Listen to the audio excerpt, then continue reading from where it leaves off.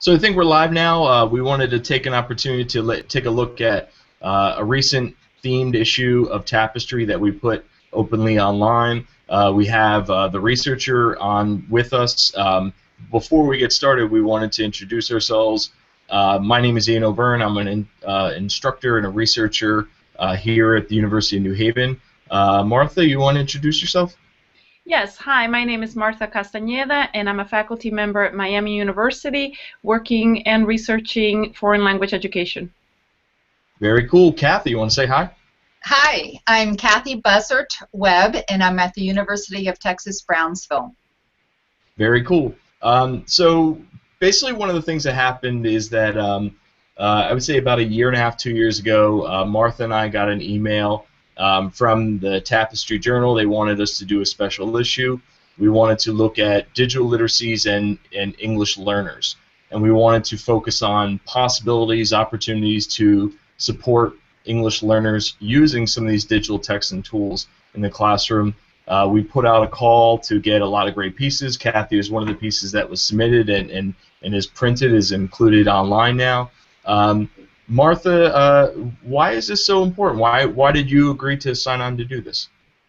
Well, I think the Tapestry Journal is an excellent journal. First of all, it's readily available online to all scholars and practitioners. The intended audience for this particular journal is that scholar and practitioner that wants to know about working with English language learners in their classroom.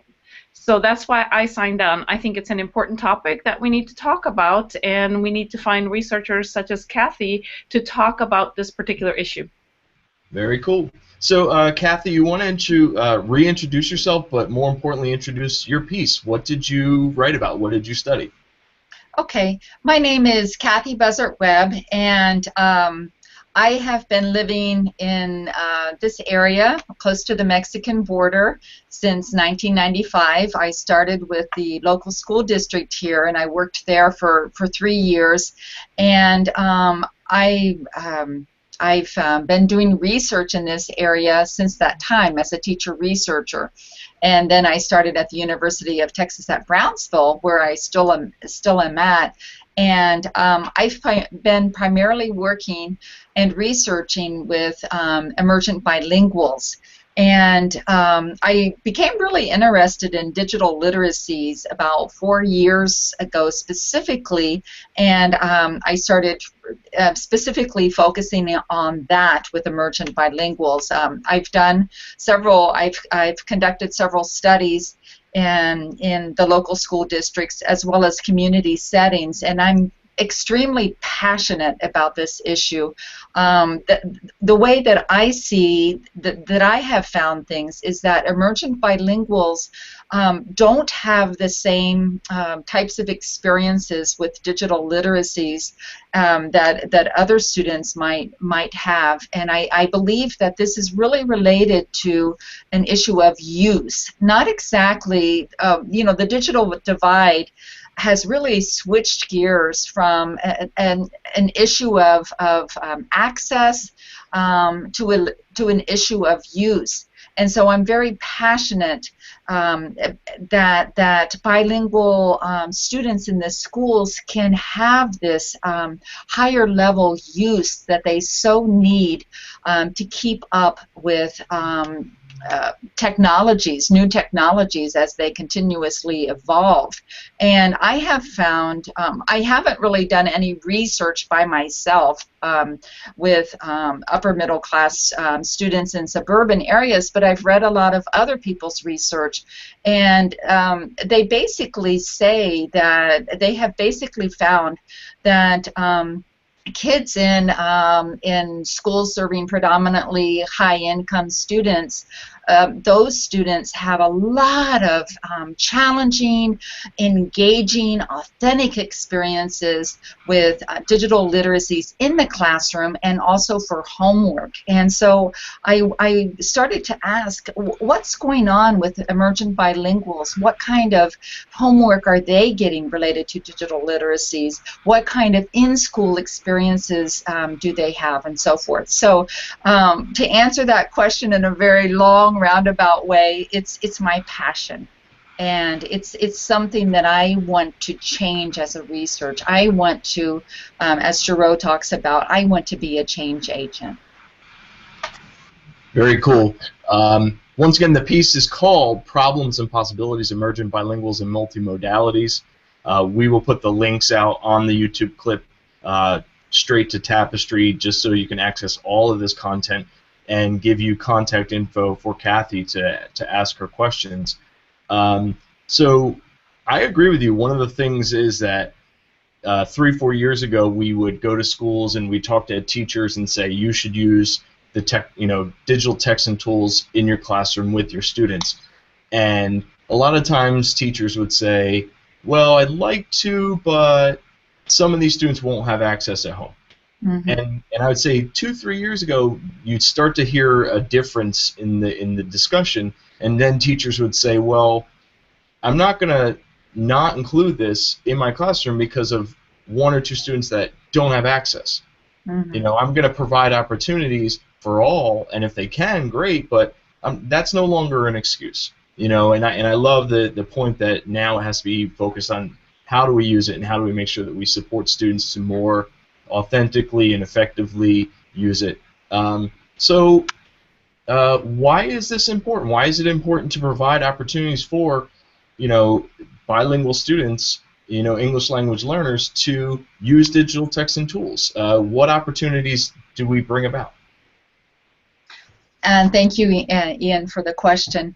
I believe the foundation of the answer would rest on systemic or structural inequalities, and we find these pervasive from a Freirean perspective. We find these inequalities pervasive when we look at what opportunities upper middle class and upper class students have versus emergent bilinguals. And in our area of the Rio Grande Valley, it's right on the Gulf of Mexico. It's my university is literally a stone's throw from Mexico. Most of the bilingual students in our areas, in this particular area, are economically disadvantaged. And so like you, Ian, I had gone into the schools and asked the teachers, why aren't you providing these opportunities? And then the teachers would say, just like you were saying, the kids don't have access. And so that's the big issue, that the teachers believe that the students don't have access. And the teachers believe in their hearts that they're helping the students by not discriminating against them, by not making them do an assignment that they don't have the tools for. But we found in one research study that I published with Maria Diaz that this is in this community where I've done a lot of research. Every single year I've almost have done a research study in that community, and these kids were telling us, we have access. We have high-speed internet at home. We have working computers at home. If we can't get that access, we know where to go. We go to neighbors' houses. We go to friends' homes. We go to the after-school tutorial agency. So we are able to find this access. And this is the poorest community for its size in the United States. So that is a big indication that that these kids do have access to the technology, but what happens is the teachers don't think they do. As you said, Ian, they don't assign the homework, and so the kids are using technology for entertainment. They're using technology for friendship, and those are wonderful reasons to use technology. But there are plenty of other ones. Using technology for interest-based inquiries are important. Using technology for creation and not just consumption, and so that these students can leverage themselves, and their teachers can leverage them to have more power in now and also in the future. That's wonderful, Kathy. So you talk about how the emergent bilinguals are craving the use of technology in the classroom, and they are saying, we have access, give us the tasks, give us Right. the activities. So Mhm. what recommendations, you alluded to teachers should have inquiry-based and creation assignments. What other recommendations would you give to teachers who are working with this population of students who they perceive to not have access to technology, but the students themselves have shared with you that they do, that they are craving this type of activity in the classroom? Well, I think I was listening, kind of self-reflecting here, Martha and Ian, and I was thinking, it might appear that I'm downgrading teachers, that I'm teacher bashing, and I'm not at all. I was a classroom teacher for several years. I think really the issue has to relate to No Child Left Behind, and especially here in Texas, that has the #1 pressure in terms of Berliner's and his colleagues' research, the #1 pressure for accountability and so forth. So teachers face these pressures, and so that's the big thing. The second thing is, I think we need to get the word out as researchers that and professors and leaders in schools and so forth, that the kids do have the access. The second thing I think is that if teachers are thinking, well, maybe so-and-so, doesn't have the access, they should ask. And when they ask that, they can open up opportunities for the kids to tell them what they do have. And I just want to share really quickly a funny story. Several years ago, I had a science teacher in my classroom. He was an in-service teacher, and he said that he assigned his students to watch the Discovery Channel. And his students would say, "But sir, I don't get that station." And he said, "Well, I have a stack of worksheets. You can do all of these worksheets then." "Oh, sir, my uncle has that." "Oh, sir, my neighbor has that," and so forth. So he provided an alternative assignment. It wasn't much fun. Or he had them watch the Discovery Channel, connect it, what they watched to the class and their personal perspectives and so forth. So he found a way around this. And I think that's what teachers need to see, that kids are like rhizomes, that kids are very creative when they don't have access. And they love, as we talked about, they love the technology, and they will find the access. And if they don't have the access, the teachers hopefully, or the school, can provide some opportunities, or the teachers can say, okay, can you guys get together with each other and work together outside of school, which is what James Paul G talks about in terms of collaboration being very important as well, and so forth.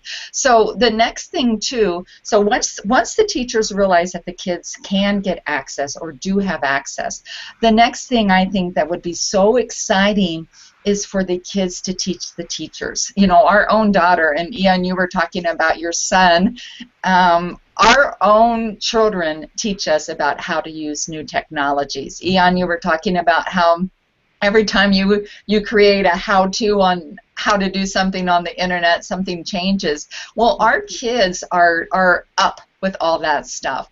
And I think that what is I hope that what occurs in this shift is that the teachers really become true learners, and they take risk with the kids and say, I don't know how to do this. Can you guys teach me? And so the kids, as one of the presenters talked about a few days ago when we had a presentation, the kids were very electronically literate. And so I think, who was telling us that last week when we met? Who was that presenter? Elena. She was saying that there are different types of literacies. There's digital literacies, electronic literacy, digital literacy, technological, critical literacy, and then the social cultural piece and so forth. Well, I have found as well that the kids have the electronic literacy down. They know how to download YouTube videos. They know how to text message. They know how to attach things when they send emails and so forth. So they can teach us teachers and professors about those things, and we can layer that with our knowledge of the disciplines. So we're both helping each other, pushing each other up higher to a wonderful level, and that's something that I think is definitely a possibility. And someone asked me the question, I don't know if it was you, Martha, or someone else. Someone asked me last week, well, maybe it's because the teachers don't know how to use these tools, and maybe that's the reason they're not assigning the kids these digital types of homework assignments, and maybe that's why they're not doing these things in school and so forth. And so maybe that is the reason, and so maybe the kids can teach the teachers. And I forgot to mention one more point that I think is really important.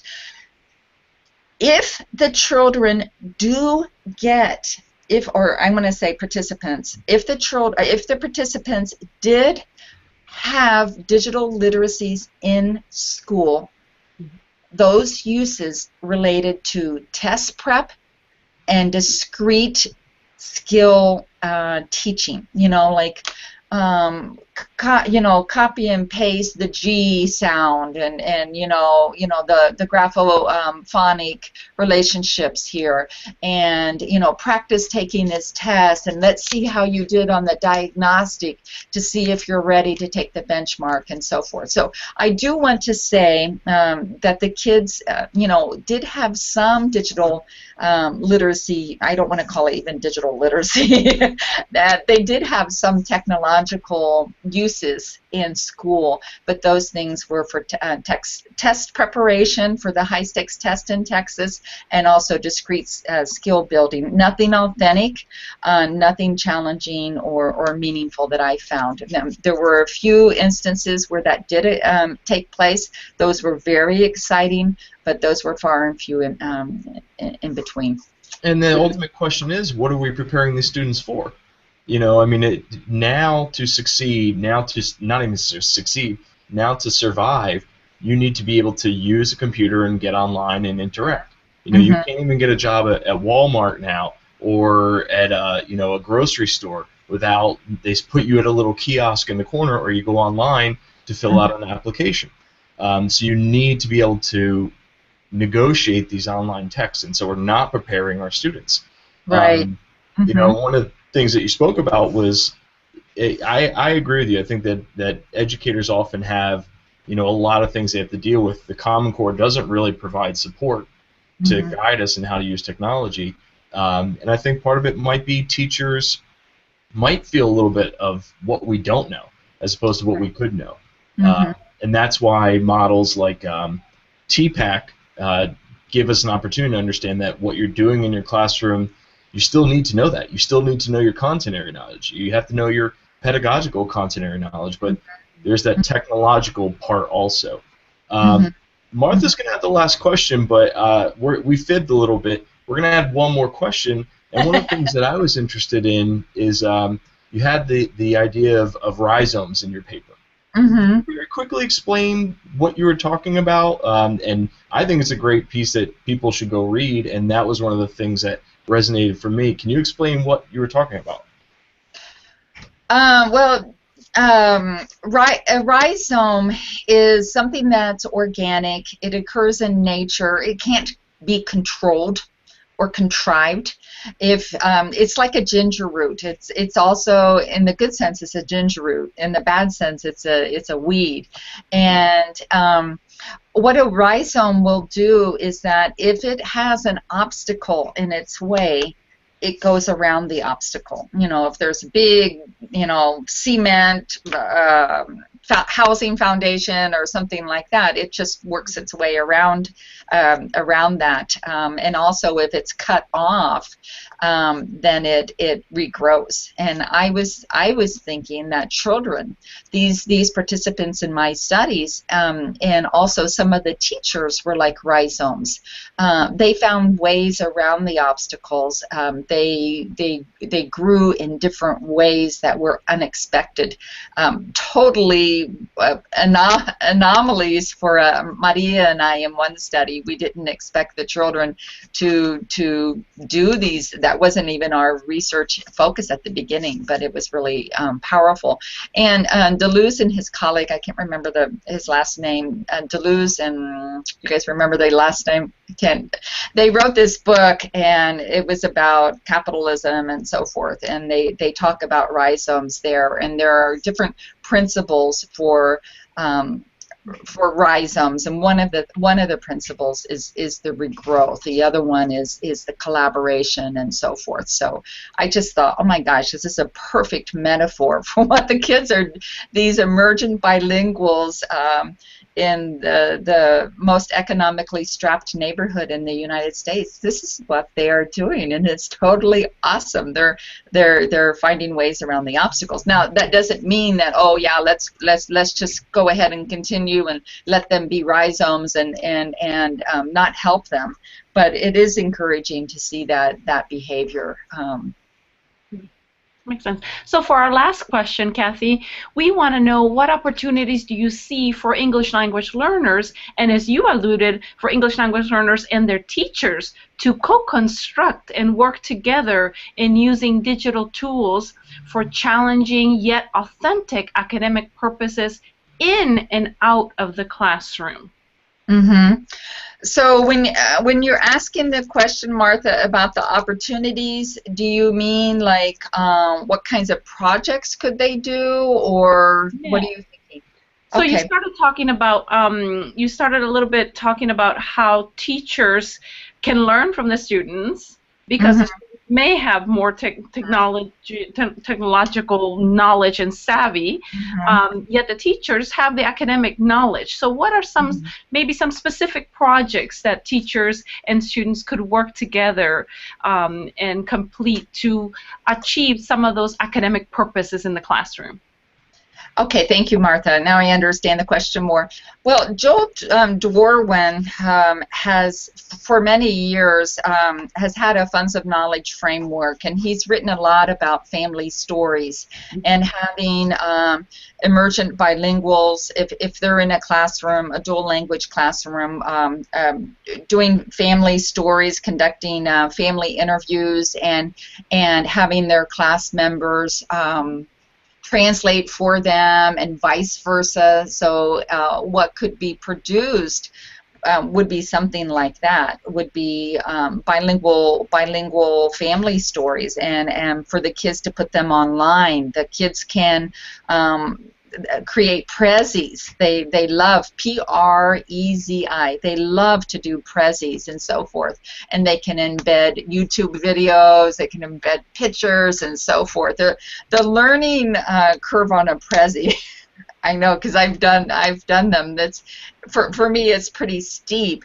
But when you're finished with your first prezi, it's so exciting. So the kids can teach the teachers, how to use the prezis and so forth, and the teachers could have the kids do, they could do family stories with pictures. They could do things related to environmental situations, like where I've done a lot of research is a colonia. It's an unincorporated settlement in the Southwest, lacking basic services and so forth.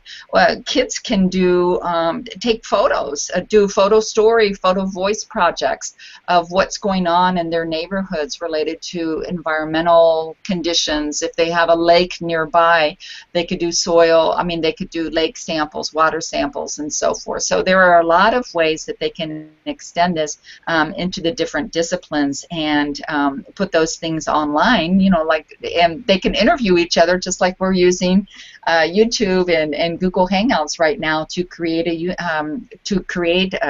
interviews. With that said, of course, the teacher would have to be careful. I know in our district, they're kind of paranoid about the videos, going online, and you have to get all sorts of permissions. But I say, let's get those permissions, and let's quit making those things be obstacles.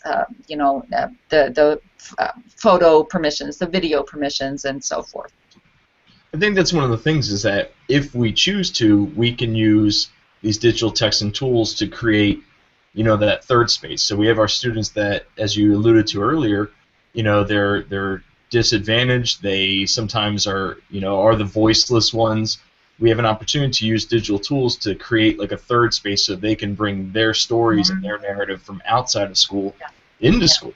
And now we can use those texts as just another form of text in the classroom to talk about, where am I from? You can create digital copies of what my life is outside. I agree with the problems, that exist in protecting our students, but also, I love your thought earlier about the fact that the teachers and the students are rhizomes, and they can enact change. So with that being said, we'll wrap up. Martha, any last words? Oh no, go ahead, Kathy. Go. Sorry. I'm sorry, I forgot something. I completely forgot. If we think about universities having a triadic relationship with schools and with communities, this is an excellent opportunity for our pre-service teachers and our in-service teachers to engage in that third space, because it's very important for the children and the teachers to be mentored and so forth. So I think that would be a very powerful thing that would make this chair or this table stand more firmly if it had three legs on it instead of just the communities and the schools.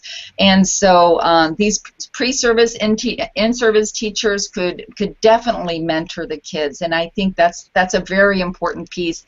And then also I think that the kids need to have ownership in these assignments, and so it's not just something like, okay, well, this is an assignment, I want you to do a photo story or a photo voice about your community and so forth.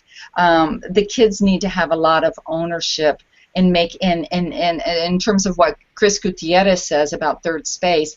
The kids need to see that they have autonomy to create their own projects. It's not just something completely from the teacher, but that the kids are engaged in that decision-making process with their teachers. You've given us some wonderful advice, Kathy, some wonderful suggestions, and it's all grounded in theory. It's been wonderful. So for those of you who are here, we want to encourage you to go and read the piece that was published in the Tapestry Journal. It is readily available online. It's titled Problems and Possibilities, Emergent Bilinguals and Multimodalities by Kathy Marie Bussert-Webb. So we want to encourage you to get to go read that piece so you can get a whole picture. Here you've gotten a taste of what she researches, but if you go online and read the piece, I think you will get more ideas and more of that theoretical underpinning. You want to say goodbye to the viewing audience, Kathy? Bye, thank you. Thank you once again. All right, we'll wrap it up.